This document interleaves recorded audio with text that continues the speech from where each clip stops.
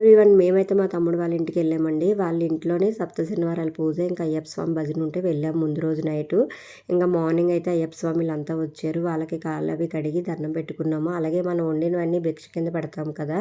వాళ్ళకి ముందుగా దేవుడికైతే పెట్టాలి కదా! అయ్యప్ప స్వామికి ప్రసాదం కింద ఇంకా అవన్నీ తీసి ప్రసాదం కింద అయ్యప్ప స్వామికైతే పెట్టాము. అలాగే అదే రోజు సప్త శనివారాల పూజ లాస్ట్ వీక్ అండి. ఇంకా ఆ రోజే అన్నీ పెట్టుకున్నారు మా మరదలు అదిని. ఆ రోజే అన్నీ పెట్టుకొని ఇలాగ అందరిని పిలిచి భజన అయితే చేయించుకొని చాలా బాగా అయింది కార్యక్రమం అయితే. నెక్స్ట్ వీడియోలో మీకు సప్త శనివారాల పూజ వస్తది వీడియో అయితే. ఇక్కడ పిల్లలందరూ కూడా వచ్చి ఇక్కడ భజన చేశారు. అలాగే పెద్దవాళ్ళు, అలాగే స్వామిలంతా భజన చేసి హారతి ఇచ్చి అంతా అయిపోయాక వాళ్ళకైతే మేము వడ్డించామండి.